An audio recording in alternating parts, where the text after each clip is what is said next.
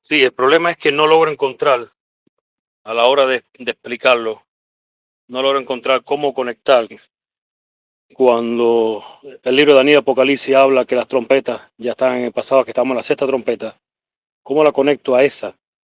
En realidad no he encontrado todavía la cita completamente en el libro de Daniel Apocalipsis. Me estoy guiando por lo que me dicen la gente. Pero eso es otra cosa que tengo que buscar. El asunto de las trompetas en ese libro pero por los pedacitos de cita que me enseñan que dice que las trompetas como que ya están en el pasado. Bueno, ¿cómo puedo enseñar de que están en el pasado, pero se refiere a estas trompetas de Levítico y no a las trompetas que están en el Apocalipsis? O sea, ya puedo enseñar que las trompetas de Apocalipsis son una comisión para los ángeles. Fueron comisiones entregadas a los ángeles, pero ¿cómo enseño que las trompetas que están en Daniel Apocalipsis son de Levítico? Ese es el problema que tengo. Claro, ahora claro, le entiendo. Ahora le entiendo bien, hermano. ¿Cómo está usted, hermanito? Mire, eh, lo que pasa es que para esto hay que entender el libro de Hebreos. La llave está si usted estudia el libro de los Hebreos, porque en el libro de los Hebreos le va a abrir la mente para entender que existen dos santuarios. Entonces, está el santuario terrenal y el santuario celestial. Y de eso te habla el libro de los Hebreos, de eso te explica Pablo ahí en ese libro. Ahora, en ese libro, sobre todo en el capítulo 8 y capítulo 9, te hablan del sistema sacrificial, de todo el sistema ritual que estaba, ¿no es cierto?, en el santuario terrenal. Pero también se indica allí que así también se hace en el santuario celestial. De manera que todo lo que se hacía en el santuario terrenal era una sombra de lo que ocurre en el santuario celestial. Por eso tenemos las fiestas judías, ¿no es cierto?, en el sistema judaico, pero también las tenemos en el sistema del templo celestial, de la obra de Cristo en el cielo. Ahora, entre sistema y sistema han habido cambios, como lo dice también el libro de los Hebreos, y uno de los cambios más notorios es en la ley. Tuvo que cambiar la ley porque Cristo no podría ser ni sacerdote ni sumo sacerdote, porque para ello debería ser levita. Y eso dice en Hebreos, por eso le digo, hermano, que es importante estudiar Hebreos. En el capítulo 7 creo que es, o en el 8 dice que no, que Cristo no debiera, creo que es el 7 no debiera ser ni siquiera sacerdote porque él no es de la casa de Leví, sino que él era de Judá, él es el león de la tribu de Judá. Entonces hubo un cambio en la ley para que el sistema celestial pudiese seguir el mismo curso del terrenal. Pero hubo un cambio en la ley para que Cristo, que es judío, pudiese, pudiese participar de los levitas. Es por eso que se le llama en el capítulo 7 de Hebreos a, eh, a la orden de Cristo de sacerdocio, la orden de Melquisedec. ¿Por qué de Melquisedec? Porque, como dice ahí en el capítulo 7 de Hebreos, no tiene genealogía. No es que los evangélicos piensan que eso significa que Melquisedec es Jesús. Muchos evangélicos pentecostales sobre todo piensan eso. Y no es así. Lo que pasa es que ahí está hablando de qué? Está hablando de que Melquisedec es, era un sacerdote no de, no de genealogía, no estaba dentro del mandato levítico. El mandato levítico nace después de Moisés. Antes de Moisés, el sacerdote era el dueño de casa. Cualquier, todo dueño de casa, todo patriarca de familia era el sacerdote.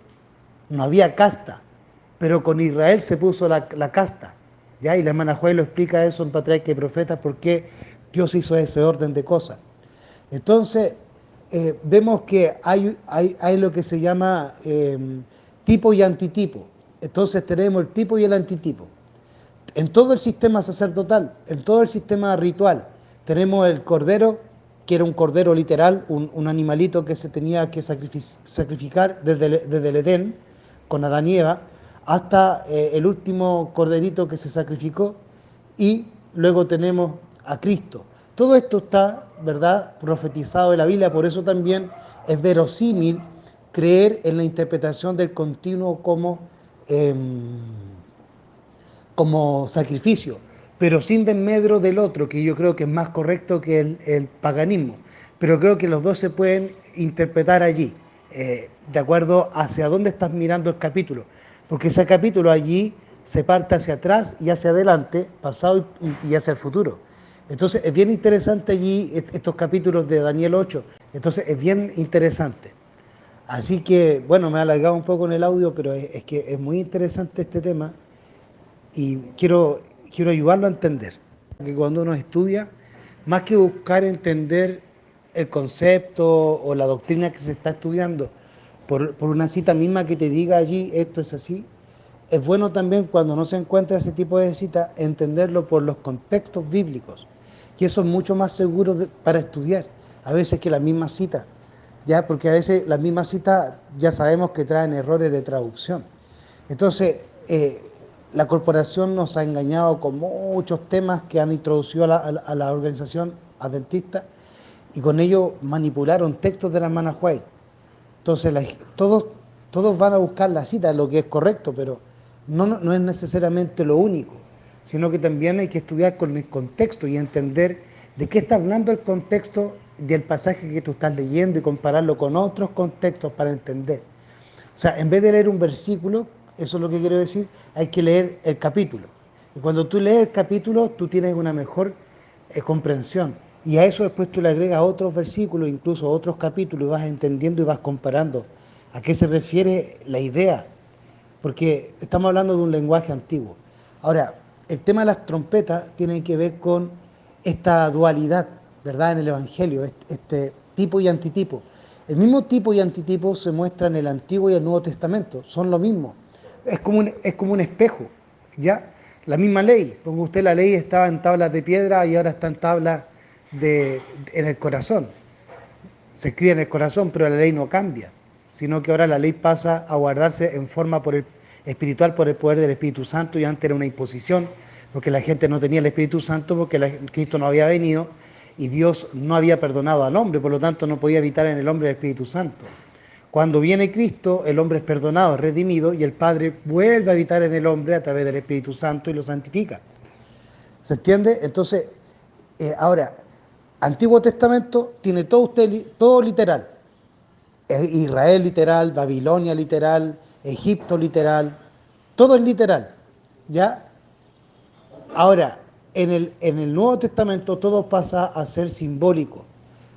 La cosa es que en el Antiguo Testamento todo ocurre en forma literal. Un Israel literal, un Egipto literal, una Babilonia literal, un santuario literal, ¿ya? Pero en el Nuevo Testamento todo es espiritual, todo pasa a ser el reino espiritual. ¿Por qué? Porque llega el reino de los cielos. Y se instala, la iglesia es representante del reino de los cielos, no del reino terrenal. Entonces la falsa iglesia es la que se une con el reino terrenal, con el Estado. Entonces, del Estado ha salido todas estas doctrinas que son estatales, ¿ya? Y que han ido permeando el adventismo. Entonces, por eso uno, como usted hace bien, ir a buscar cita a la Manahuay o cita a los pioneros.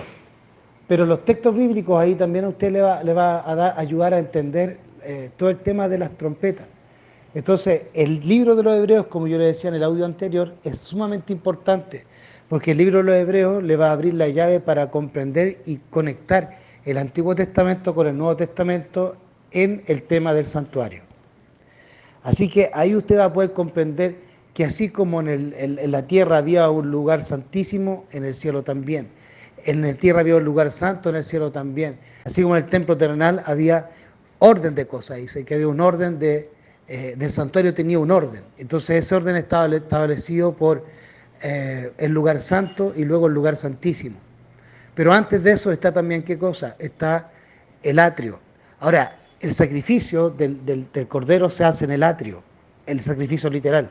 Por lo tanto, el sacrificio simbólico, el tipo y el antitipo, el antitipo, Cristo, fue un sacrificio en el atrio, fuera del santuario, en la tierra. La tierra viene a ser el atrio, porque Juan en Apocalipsis está en el atrio.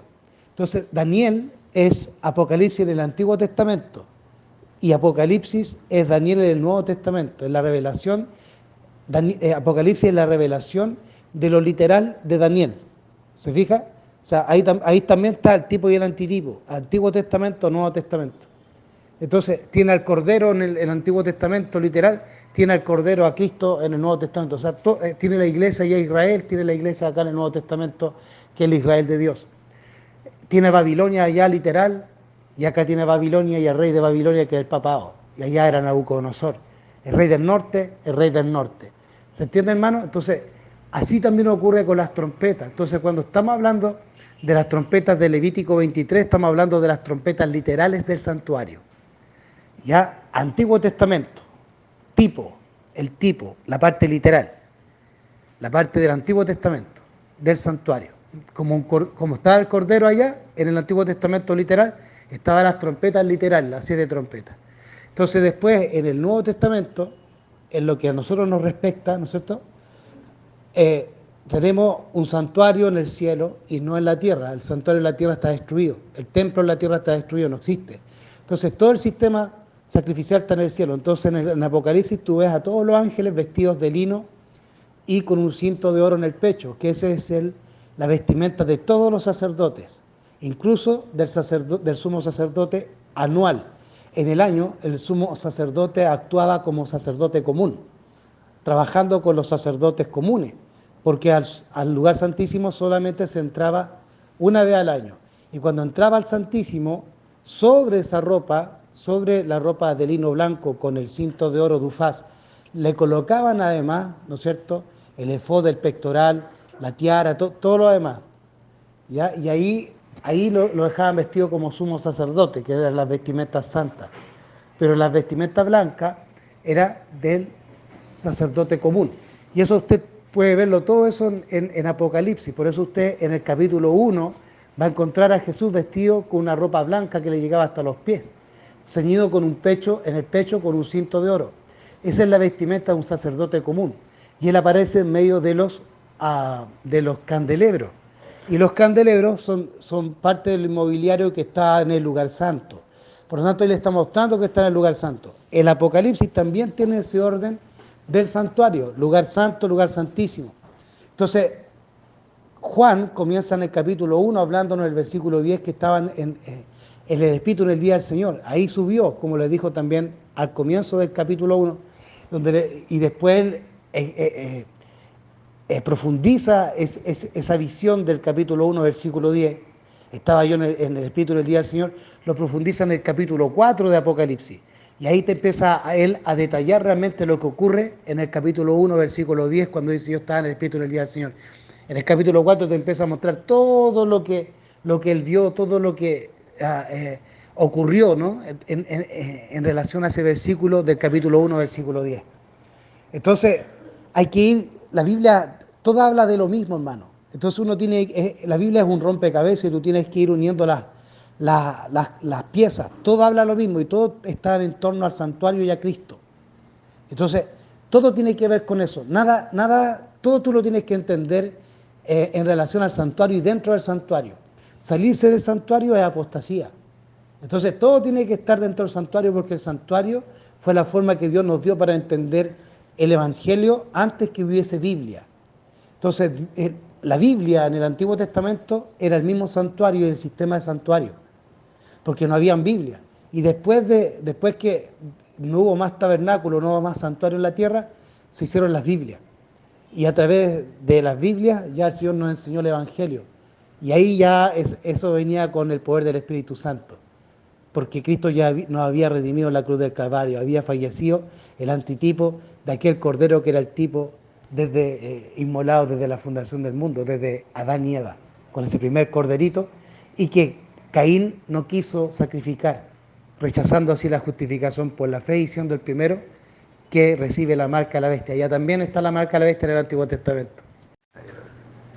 Ahora, para finalizar, hermano, para resumir y explicarle el punto que mayormente a usted le causa duda, el tema de las 7 trompetas en relación de las de Levítico 23 con las de Apocalipsis 10, por ejemplo, está en el hecho que yo le comentaba, en el contexto del santuario y del tipo y el antitipo.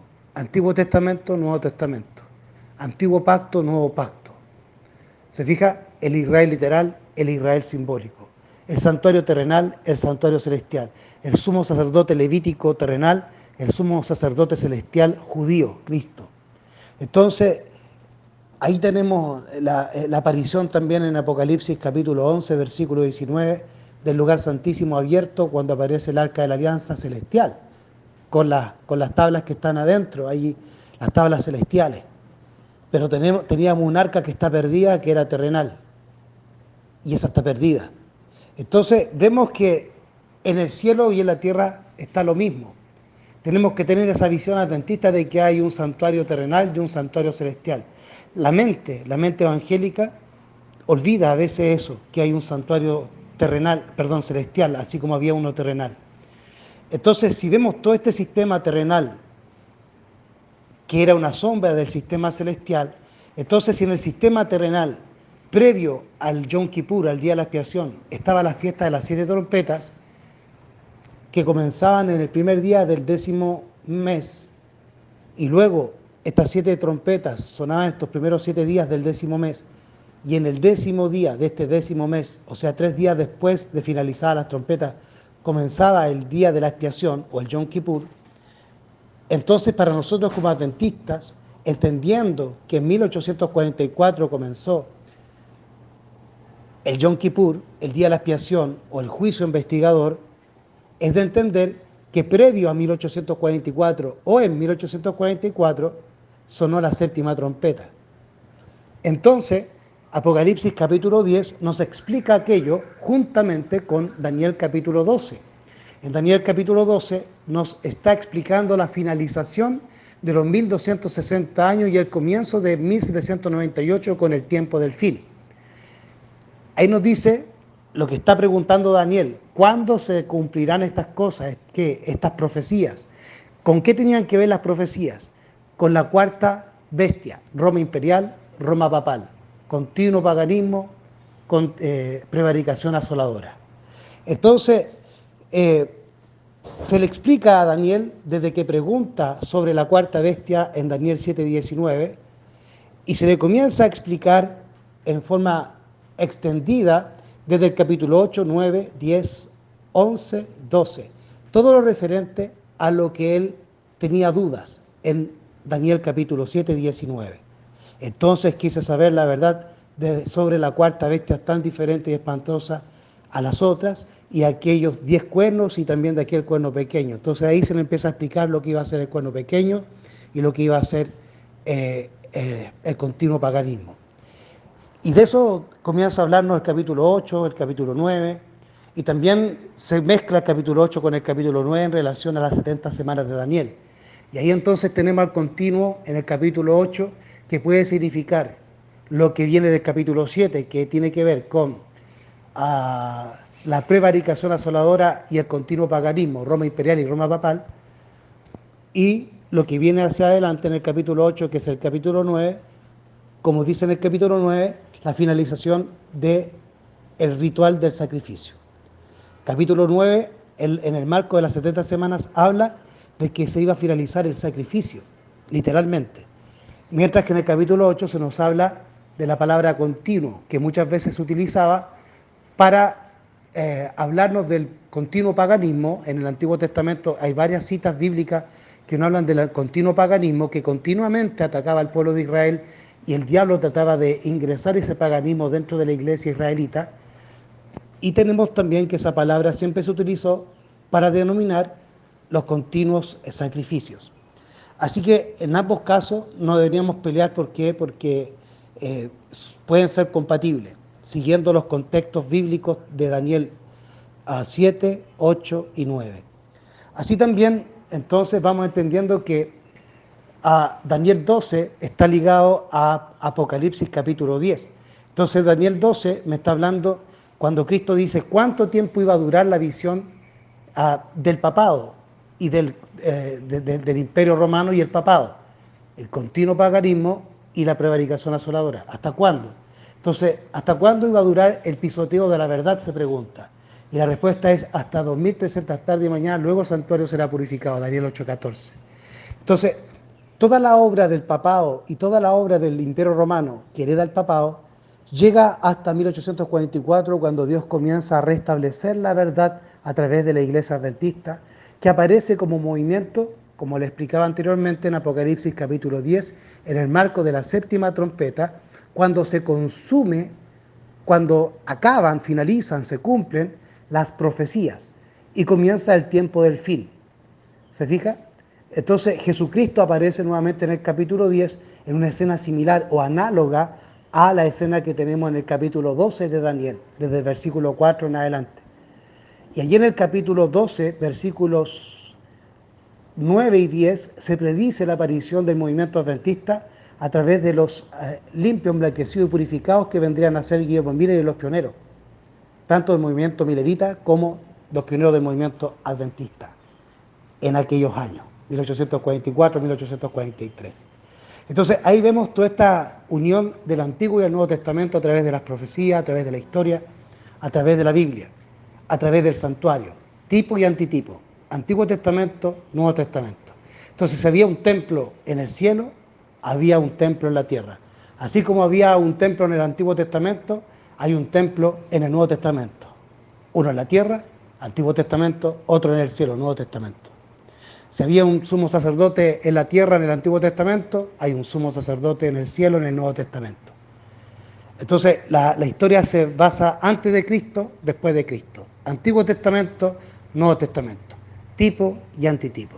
Entonces, en el Antiguo Testamento teníamos el Yom Kippur, el día de la expiación, en el 10º mes, en el 10º día, que era antecedido por las trompetas, las 7 trompetas. Y luego tenemos en Apocalipsis 10, ¿verdad?, la séptima trompeta sonando, cuando se consumen las profecías. Finaliza los 2300 tarde y mañana, como lo habían predicho los profetas. Apocalipsis capítulo 10, versículos 7 y 8. Y ahí comienza a predicarse el mensaje final de los 3 ángeles y ahora el fuerte clamor y muy pronto la segunda venida de Cristo. Dios le bendiga.